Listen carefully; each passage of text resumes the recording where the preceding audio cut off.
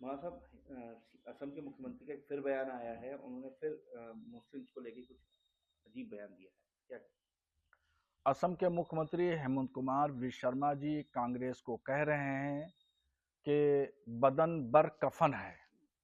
इसका मतलब ये है, ये एक फारसी का लफ्ज है, फारसी शब्द है, और इसका मतलब है बदन मतलब बदन, और बर कफन कफन मतलब कफन, यानी कांग्रेस कफन ओढ़े हुए है।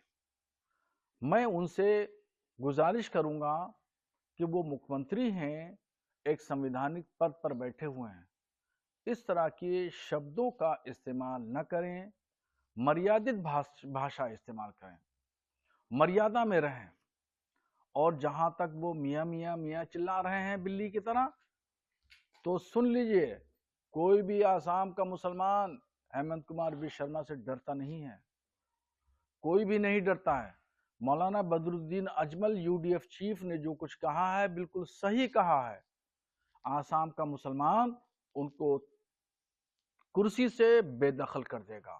और इस बार भाजपा ने अगर हेमंत कुमार विश्व शर्मा के नेतृत्व में इलेक्शन लड़ा, तो वो 100% भाजपा आसाम से बेदखल हो जाएगी और हार जाएगी।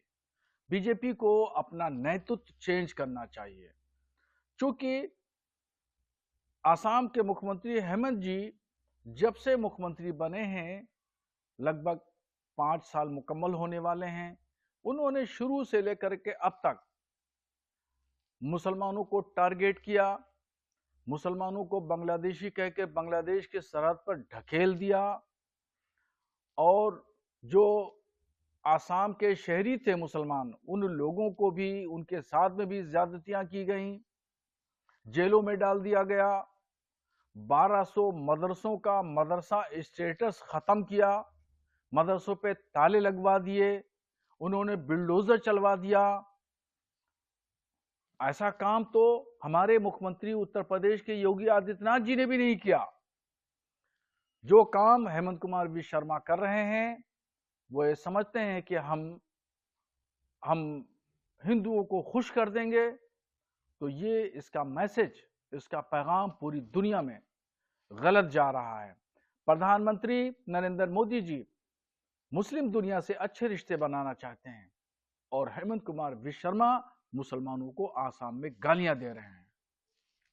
मौलाना साहब, आज इलाहाबाद की हाई कोर्ट में श्री कृष्ण जन्मभूमि मामले में महत्वपूर्ण सुनवाई होनी, क्या कहेंगे आप?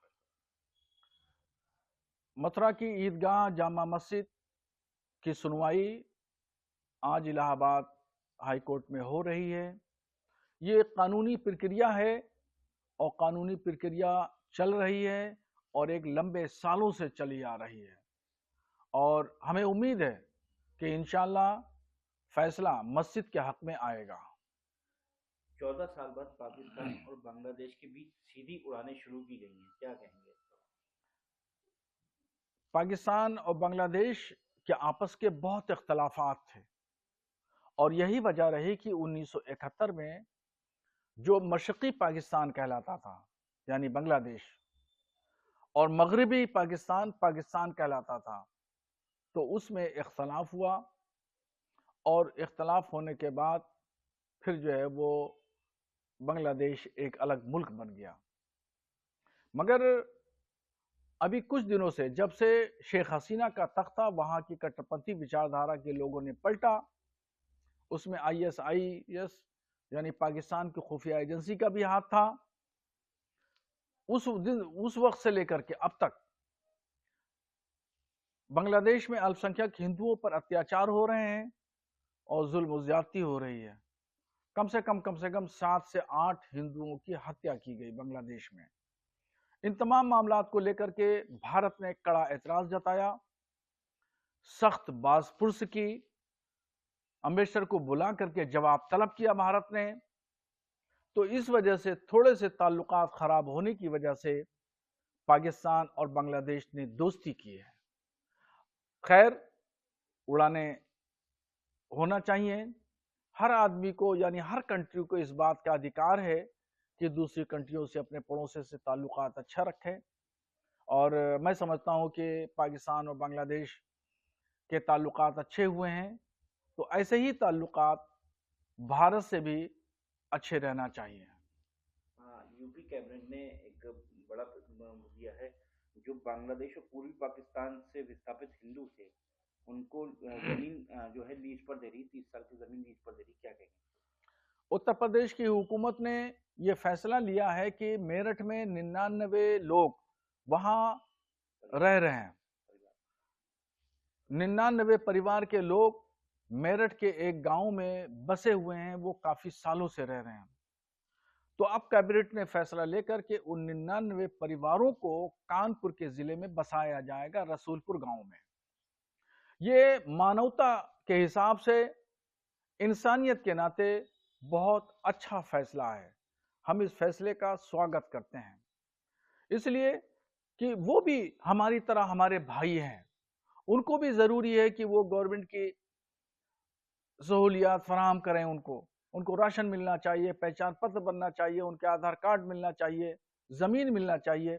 मानवता के नाते हुकूमत ने अच्छा फैसला किया कि अब वो 99 परिवार अच्छे से कानपुर में आबाद होंगे, खेती बाड़ी करेंगे, और गवर्नमेंट की जो सहूलियात दूसरों को मिलती हैं, वो सारी सहूलियात इनको भी मिलेंगी। ऐसा ही उन लोगों के साथ में भी होना चाहिए जो 1971 में बांग्लादेश से यहां पर भारत आए। उनमें हिंदुओं के साथ मुसलमान भी थे।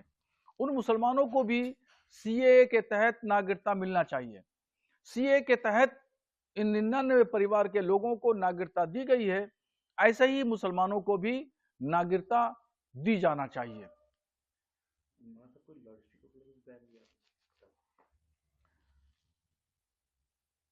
मध्य प्रदेश के विधायक आचार्य जी का कहना है कि पूरे मध्य प्रदेश में लाउड स्पीकर बंद कर देना चाहिए, और ऐसा ही जयपुर में भी हुआ। अब देखिए, लाउड स्पीकर का इस्तेमाल वो विधायक जी निशाना बना करके मुसलमानों को मस्जिदों से कह रहे हैं कि मस्जिदों से लाउड स्पीकर को उतार देना चाहिए। मैं उनसे पूछना चाहता हूं कि नमाज में लाउड स्पीकर इस्तेमाल नहीं होता है, सिर्फ इस्तेमाल अगर होता है तो अजान के लिए होता है, और अजान मुश्किल से 1.5 मिनट में खत्म हो जाती है। बाकी इसके अलावा कहीं लाउड स्पीकर का इस्तेमाल नहीं होता। दूसरी तरफ सवाल खड़ा होता है, क्या सुबह से शाम तक जो रैलियां निकलती हैं पॉलिटिकल लोगों की, भाषणबाजी होती है, जागरण होते हैं, रोड ब्लॉक करके जागरण के दिए जाते हैं, 20-20, 25-25 हॉर्न लगा दिए जाते हैं, बैठे होते हैं कुल 100 लोग, तो क्या ये इस पर विधायक जी की नजर नहीं है? सिर्फ उनको नजर है और उनको दिख रहा है तो मस्जिदों पे लगा हुआ लाउड स्पीकर दिख रहा है। ये नफरत की भाषा विधायक जी छोड़ दीजिए, मोहब्बत की भाषा इस्तेमाल करिए तो ज्यादा बेहतर है। हिंदुस्तान में भाईचारे के साथ में हिंदू मुसलमान रहता है, इस पर आप जो है इस भाईचारे को बढ़ावा देने का काम करिए, नफरत मत फैलाइए विधायक जी।